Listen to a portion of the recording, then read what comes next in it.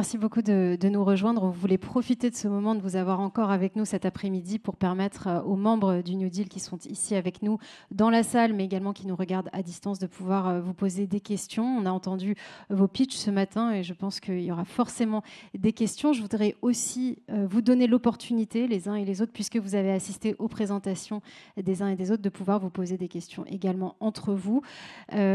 Avant cela, si je puis me permettre, j'aurais juste une question qu'on n'a pas vraiment pu aborder ce matin par rapport au recrutement. Vous avez tous des projets qui allient, qui conjuguent technologie et sustainability. Et par rapport aux nouvelles générations, est-ce que c'est un plus, quelque chose qui a rendu peut-être vos entreprises plus attractives auprès de cette jeunesse, ou est-ce que, au contraire, c'est un frein parce qu'il faut avoir ces deux casquettes? Bonjour, Maxime Réquillard de l'entreprise Eramet. Moi, je dirais que c'est un plus, ce genre d'initiative, parce que ça va attirer, surtout nous, dans un secteur minier, qui n'est pas forcément attractif de prime abord. Et ce genre d'initiative qu'on peut mener, à la fois technologique, au service de la RSE, je pense que ça peut attirer des jeunes qui ont des convictions RSE et qui, pour le coup, ne seraient pas forcément attirés par le secteur minier. Et évidemment, sur ces sujets assez nouveaux, technologiques, ça permet d'attirer beaucoup de jeunes talents. C'est des sujets qui motivent, qui passionnent, et pouvoir les exprimer sur un terrain, on va dire, aussi ingénieur et pragmatique que la mine. Conjuguer ces deux aspects de transformation, pour moi, c'est vraiment plus un plus dans le recrutement et dans l'attractivité. Véronique Chastrus, on vous a entendu tout à l'heure. Est-ce que justement c'est plutôt un frein au niveau du recrutement? Quel défi est-ce que vous avez rencontré au Crédit Agricole par rapport à votre projet particulièrement? Pour l'instant, c'est challenge. Le retour qu'on peut en avoir, c'est que, il y avait des jeunes développeurs qui participaient et des développeurs expérimentés qui venaient de groupes qui ont de l'expérience, qui ont des cas d'usage, qui ont du recul. Et le mélange de ces deux populations, ça crée une émulsion aussi, alors quand ça a du sens sur l'éco-conception, mais c'est des communautés qui se créent entre jeunes et expérimentés. Et je pense que les jeunes, du coup, se disent peut-être que il y a un intérêt à travailler avec des grands groupes. Alors, nous, c'est plutôt un atout. On est à la croisée du digital, je dirais de la mobilité. Donc, c'est des secteurs qui sont en plein développement, en plein boom. Donc, c'est compliqué de recruter des développeurs, c'est compliqué de recruter dans différents secteurs. Le fait que Watèa by Michelin, dans le prolongement des engagements du groupe Michelin, prennent des engagements forts. Anne-Charlotte l'a rappelé tout à l'heure, 40% des objectifs de l'ensemble des collaborateurs de Watèa portent sur l'engagement RSE, donc réduction de CO2 et inclusion. C'est plutôt un atout. C'est plutôt un atout et en même temps c'est une exigence très forte pour nous parce que notamment les collaborateurs qui nous rejoignent à la sortie d'école ou après quelques années de travail sont exigeants. C'est-à-dire que si on n'est pas authentique par rapport à ces objectifs, à ce moment-là on est en décalage et on prend un risque. Donc c'est à la fois un atout et en même temps une exigence forte et je trouve que c'est un cercle vertueux assez magique. Mathieu Aubert. Je suis assez d'accord. En fait, c'est une exigence. C'est un atout, mais c'est avant tout un prérequis. Moi, dans les entretiens que je fais passer, il y a vraiment des questions claires sur quels sont nos engagements en termes de RSE, qu'est-ce qu'on fait. Donc, sur les nouvelles populations qu'on recrute, je pense qu'elles ne comprendraient pas qu'on ne soit pas engagé dans une vraie démarche et digitale, c'est-à-dire qu'elles trouvent dans l'environnement de travail la même qualité d'app qu'elles ont dans leur vie de tous les jours. Donc, en fait, on est benchmarké par rapport à Apple. Et aussi des engagements durables qui ne soient pas du greenwashing. Par contre, c'est un atout sur les partenariats qu'on a avec nos clients, nos distributeurs, Carrefour, Leclerc, je ne vais pas tous les citer, j'ai dû tous les citer du coup, et aussi sur les partenaires en amont avec les agriculteurs, parce qu'en fait, dès qu'on s'engage dans ce genre de démarche-là, c'est sur le long terme, et ça leur permet aussi de dérisquer des variations de prix et des engagements à long terme. Donc c'est vraiment un atout pour l'extérieur, et à l'intérieur, je pense que c'est un prérequis. Merci beaucoup. Est-ce qu'on a des questions dans la salle pour nos porteurs de projets qui sont ici avec nous aujourd'hui sur scène? Si c'est le cas, n'hésitez pas à vous lever. Alors en attendant peut-être que des questions viennent de la salle, est-ce que vous avez des questions pour d'autres porteurs de projets qui sont sur scène?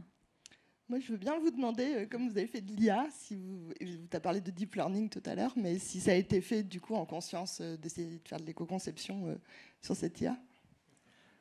Alors oui, alors pas directement mais pas directement on va dire dans le cadre de ce projet-là. Mais on a cette volonté d'aller effectivement vers de l'éco-conception dans nos algorithmes. On a des efforts de nettoyer. D'ailleurs, notre Chief Data Officer participait il y a une semaine à un salon Big Data où il expliquait justement tous les efforts, les initiatives et le programme qu'on essaye de mettre en place pour réduire notre empreinte carbone dans la conception et d'être le plus frugal possible et le moins consommateur de carbone dans la conception de nos algorithmes. Après, on le disait tout à l'heure, il n'y aura pas forcément de décarbonation sans digital. Et du coup, je pense que l'un peut nourrir l'autre. Et je le disais aussi tout à l'heure, on a développé en interne un simulateur d'impact carbone qu'on applique à tous nos projets, qui a été développé dans le cadre de la communauté French Tech auquel participe notre CDO, et qui permet justement de mesurer notre impact carbone en calculant un peu le ROE, on va dire, le retour sur impact environnemental de nos projets. Et là, ce qu'on disait, c'est dans le cadre du projet, on peut économiser jusqu'à 16 000 tonnes d'équivalent CO2. Les plus, ça va être évidemment la limitation de réduction de carburant. Toute la réduction de carburant associée à empêcher les déplacements, le fait de déployer un drone, on évite de déployer des véhicules consommateurs de carburant pour aller voir ces images qu'on voit maintenant à distance. Et les moins qu'on a fait rentrer, évidemment, ça va être toute l'utilisation, l'empreinte carbone de nos data centers, des algorithmes qu'on applique. Et du coup, en faisant ce plus, ce moins, on peut voir que sur ce cas précis, le projet a un ROE positif. Moi, j'ai une question, notamment pour les deux projets qui sont maintenant passés à l'échelle, et chez Michelin et chez Eramet. C'est quand on vous entend, dès le début, il n'y a pas de économique ou environnemental, ça va ensemble. Est-ce qu'en interne, ça a été compris? Est-ce que les gens ont compris en fait que vous pouvez lancer un projet qui était... En fait, ils vous ont lancé ils ont lancé un projet d'innovation sympa, d'environnement, et by the way, au bout de 6 mois, ils ont demandé s'il y avait des impacts économiques, ou est-ce qu'ils ont vraiment compris l'articulation dès le début entre les deux? Alors, nous, c'est vraiment dans les gènes du groupe Michelin. Toute la stratégie du groupe Michelin est articulée autour de 3 concepts. Donc, people, planète, profit. Et donc Michelin ne se lance pas dans une initiative qui ne réunit pas les 3 composantes. Donc du coup, voilà, je pense que ça répond un peu à la question. C'était un peu une évidence, c'est-à-dire qu'il n'y a pas d'initiative aujourd'hui qui ne respecte pas ces trois composantes. On a la chance d'être je dirais, à la croisée immédiate de deux, de profit et de planète. Et après, c'est à nous de mettre en œuvre la dimension people, ce que j'évoquais tout à l'heure. Et nous, dans le cadre d'Eramet, alors en l'occurrence, pour lancer le projet, le directeur de la mine, qui était sponsor du projet, lui avait compris ça, et donc a lancé cette initiative en la priorisant par rapport à d'autres projets qui avaient peut-être un ROI plus important. Mais dans tous les cas, dans tous les projets qu'on lance, et de plus en plus, historiquement, on calculait principalement le ROI. On avait des projets d'IA sur l'augmentation de la productivité de nos usines, sur la maintenance prédictive. Donc on va forcément essayer de calculer ce ROI. Mais maintenant, plus ça va, et particulièrement sur l'initiative, on doit aussi calculer ce que je disais, ce ROE, et donc essayer de combiner les deux, et de prioriser les projets par rapport à ces deux mesures, et plus seulement soit l'un, soit l'autre. Parce que, comme vous disiez, je pense que c'est important de pouvoir combiner les deux. Ce projet-là, en plus d'avoir un ROI positif, il a un ROI positif, parce que on a des coûts évités qui ont permis de rembourser le projet dès la première année. Et je pense que c'est aussi important de pas juste, on va dire, de pas dépenser sans avoir forcément aussi cette dimension économique dans les projets. Sinon, dans un des piliers de durabilité, ça tient pas quand c'est pas économiquement aussi viable. Mais voilà, le prisme le but, c'est vraiment de combiner les deux et pas regarder soit l'un, soit l'autre en mettant deux catégories en disant ah bah ça il nous rapporte de l'argent, ah bah ça c'est bien pour l'environnement. Je pense que l'idée c'est d'arriver à trouver des initiatives qui combinent ces deux dimensions de la durabilité. Alors on a une question. Oui, Julia, Charles-Henri Bessert-Desor. Alors Julia vous a posé la question sur les talents. Et curieusement, moi je suis un prof de RH, je ne vais pas vous poser une question sur les talents, je vais vous poser une question sur les clients. Est-ce que le fait d'avoir eu ces initiatives a un impact sur les clients? Est-ce que les clients qui attendent de plus en plus aussi des entreprises une attitude, une position vertueuse, est-ce que ça a un impact? Et même, et par rapport aux compétences d'avenir qu'on va présenter le 7 et qu'on avait regardé l'année dernière, on a bien vu que la sustainability devient un enjeu de transformation du business model, en quelque sorte. Est-ce que ces initiatives amènent l'entreprise à aussi faire évoluer le reste du business model? Voilà. C'est simple comme question. Elle est dirigée vers tous les porteurs de projets? Allez. Non, messieurs, vous voulez... Alors, nous, c'est un petit peu tôt pour donner encore un retour chiffré, mais je vais faire le raisonnement par l'absurde. On ne peut pas ne pas lancer ça. Les gens qui consomment nos produits, qui vont fonder des familles, qui vont acheter des chiens, des chats, des maisons, sont là où on a communiqué sur les jeux vidéo. Ils ne sont plus sur les médias traditionnels qu'on a connus. On aime, on n'aime pas, j'aurais aimé qu'ils y restent, ils n'y sont plus. Donc nous, c'est juste pas une option. Voilà. Maintenant, on a des attentes, évidemment, c'est un peu tôt pour les communiquer avec vous, et on fera mesurer ça par Ipsos, cabinet indépendant, pour mesurer le retour. Mais on doit en avoir. Si on n'en a pas, on aura un problème. Non, mais alors, nous, notre initiative, elle était quand même plus axée sur les collaborateurs, on va dire plus en interne, pour améliorer les conditions de travail, l'impact effectivement sur l'environnement, sur les communautés locales, donc tout ce qui gravite, on va dire, localement autour de la mine. Mais indirectement, ça va y participer. Et c'est pour ça que c'est le pionnier d'une feuille de route de transformation numérique de la RSE, avec plein d'autres projets comme la traçabilité des métaux, la réduction de consommation énergétique par la data. Et les clients, les clients qui nous achètent nos minerais, avant c'était la 10e question qu'ils posaient, maintenant c'est quasiment la 2e, voire la première question qu'ils posent, de connaître la traçabilité, de connaître l'empreinte carbone de notre activité. C'est pour ça qu'on a un projet de décarbonisation, parce que en plus, et on essaie de construire justement des offres premium avec donc ça vient indirectement effectivement changer le business model, donc des offres premium de minerais qui respectent une traçabilité avec une empreinte écologique le plus faible possible. Et juste un petit mot plutôt sur nos clients. On a beaucoup de clients qui utilisent beaucoup, dans les banques, qui utilisent beaucoup les sites et les applications. Et je pense que si on arrive à les rendre plus simples, plus accessibles, plus légers, c'est dans le bien des clients de pouvoir y accéder facilement et que ça ne les oblige pas à remplacer leur téléphone parce que notre application l'exige, quoi.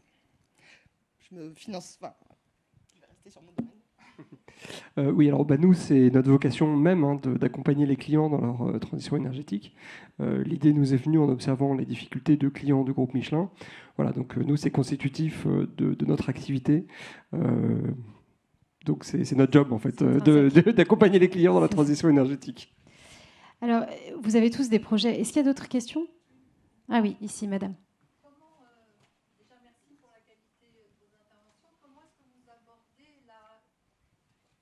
Merci. Comment vous abordez la raréfaction des matières? Ça tombe bien, on a quelqu'un de la mine qui est ici.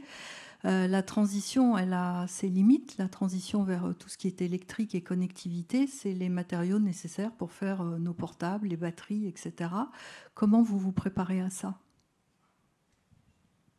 Je pense que la question est pour vous. Alors nous on va être fournisseurs de ces matériaux. Donc on prépare pour les autres. Justement, ça c'est plutôt dans la stratégie de l'entreprise que vraiment lié au projet, d'essayer d'aller de plus en plus vers des matériaux pour la transition énergétique, plus que pour le développement le développement économique, avec du lithium notamment, du nickel, du cobalt, tous ces matériaux qui seront nécessaires à la transition écologique. Il va y avoir de plus en plus de demandes et du coup on lance un certain nombre d'initiatives, on axe nos initiatives, nos explorations sur ces matériaux-là justement pour préparer cette transition. Alors pour nous, l'enjeu principal est autour de la batterie, parce que finalement le véhicule électrique vit plus longtemps par conception qu'un véhicule thermique. Et donc, alors on a un enjeu, c'est de réduire le nombre de véhicules à la route. En les partageant, on est venu dessus, donc ça c'est plutôt bien pour vis-à-vis de la raréfaction des matériaux. Mais le vrai enjeu, c'est la batterie, effectivement, qui utilise des terres rares, qui utilise des choses comme le lithium. Alors, donc on peut pas l'éviter, parce que c'est sur le chemin de la décarbonation, on va on va trouver le véhicule électrique qui est efficace pour décarboner.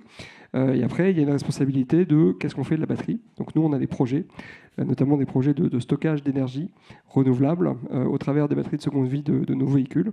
Donc pour l'instant, on achète des batteries de seconde vie pour construire des points de stockage. Et à terme, l'idée, c'est d'utiliser nos propres batteries comme point de stockage pour les faire durer le plus longtemps possible.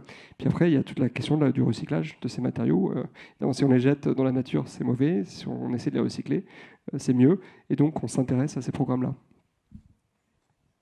Alors, chez nous, toute la partie numérique, ça représente moins de 2% de nos émissions de gaz à effet de serre.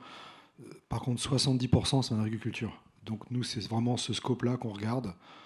La bonne nouvelle, c'est qu'aujourd'hui, l'agriculture qui est devenue peut-être trop intensive, trop productiviste, c'est récent.